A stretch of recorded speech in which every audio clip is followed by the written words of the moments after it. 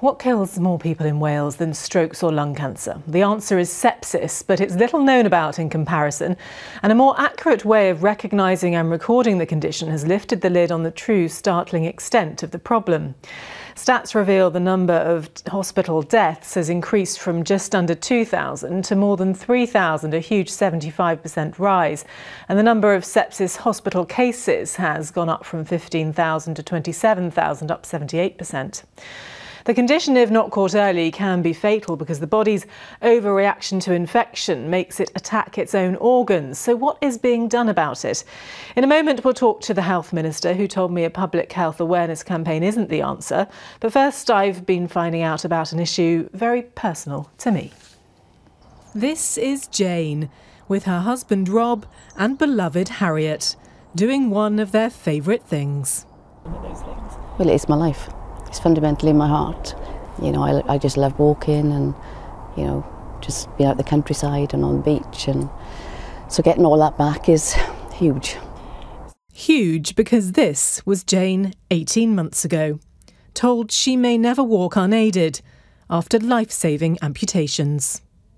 I needed to have bilateral below-knee amputations, so it was sort of amputated from sort of like there down. I had to have an amputation below my left elbow, and I needed partial amputation of all the fingers on my right hand. Luckily, the surgeon fought hard to save my thumb. The reason for the surgery? Sepsis.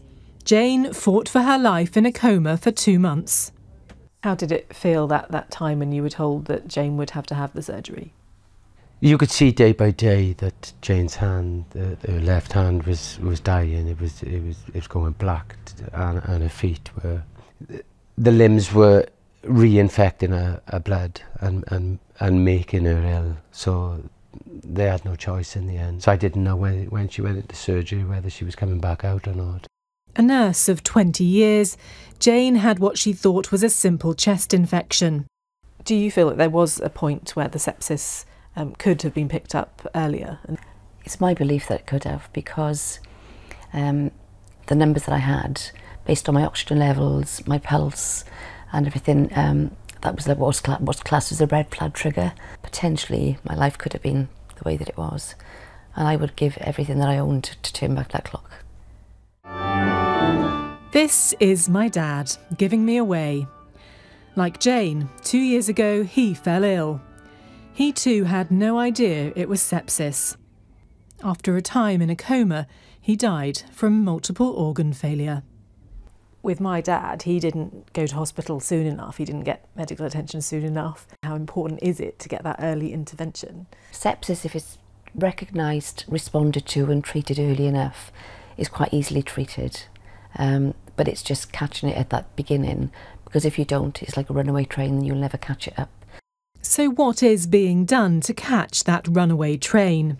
Just wanted to meet with you today, really, just to find out how you're getting on using the observation charts. Eve is a community nurse, winning awards for infection prevention. And you've all got your cards as well. Yeah. Over 70% of sepsis cases start in the community. So she's on a mission to train district nurses to spot the signs before a patient falls critically ill. Eve, I wanted to meet you to find out more about your work, because it sounds like what you're doing in the community could be really crucial. So my background was in acute care, in intensive care and in A&E, and when I came out to work in the community, I realised that actually we weren't doing a proper set of observations, and that gives you a score to see if somebody's deteriorating. So it's important for community nurses to know about sepsis, and exactly the same as a stroke or a heart attack. We've got that hour where we need to get that patient to the hospital for treatment. I went to a patient who was unwell. I was able to identify that she was at risk of sepsis through carrying out the observations, which then I was able to escalate the care that she needed and through to the GP. It's quite concise when you pass the information on as well, and you're giving just the information another professional or another professional body would need. Yeah. Eve is optimistic for the future. And the future is something Jane is also determined she can influence, constantly inviting challenges to raise awareness. I want to walk mountains, you know, I want to do that for charity. So there's lots of things that I want to do. I want to be able to go snorkeling with flippers. I want to be able to go diving. But yeah, there's so many things that I still want to achieve, definitely. She is making a difference. But to save more lives, we'll need vaster and faster change. Well, two women there doing extraordinary things to try to prevent sepsis. But what more is being done by the NHS here to tackle such a huge issue? Well, I spoke to the Health Minister and started by asking him why the Welsh Government has not backed an official public health awareness campaign so far. The challenge is there are so many calls to do that and the space is so crowded that whilst you might see an initial bump in awareness, actually, I don't think that the space is there, and actually there's evidence about that too. International studies from New Zealand, for example, showing that you don't get the impact that you would otherwise want to.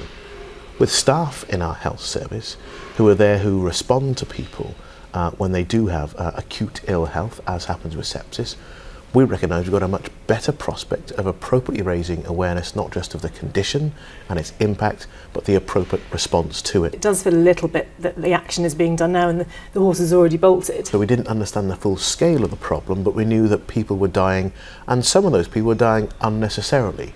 We can't save every person who has sepsis, but we know that we could and should save more. I mean, the rise is about 75 and 78% for cases and deaths. That's a huge rise. But actually the approach we started taking 2-3 years ago about that national early warning scores, and that basically means that you try to have a consistent approach to the risk of sepsis, and then if you get a score above a certain number, you act as if that's a real factor. And that then means you trigger earlier intervention. And that has helped to save lives. Will you put more funding into it? Well, we're already doing a range of things. For example, within this year, we're going to have a national sepsis registry. Again, understanding more of the information to allow us to better target what interventions could and should save more lives. But lots of the improvement isn't about money, actually. It's about how people behave. It's about how people understand the warning signs and treat people. Which does bring me back to the awareness campaign, I'm afraid. Which comes back to the awareness within health and care professionals. What's the difference, for instance, with a stroke awareness campaign then, which has been very successful and was backed by the Welsh Government? That was a one-off campaign, and it's partly evidence about did that make the big difference. Actually, we think we've made more of a difference in actually saving more lives in stroke and improvements within our health and care system. What are you going to be doing for those people who are living with the impact of life-changing surgery, for example, such as JAYNE that I featured in my report? And actually the sepsis registry should help us. It should help us to identify the numbers of people who actually survived sepsis as well, to allow us to better target support, because I accept that this is an area, again, that we need to improve on. If you come back in a year's time, I would hope that we'd be in a business set out not just what we think we need to do, but what we have done and how we think that's making a difference. I think we've got a date to speak in a year's time. Health Minister, thank you.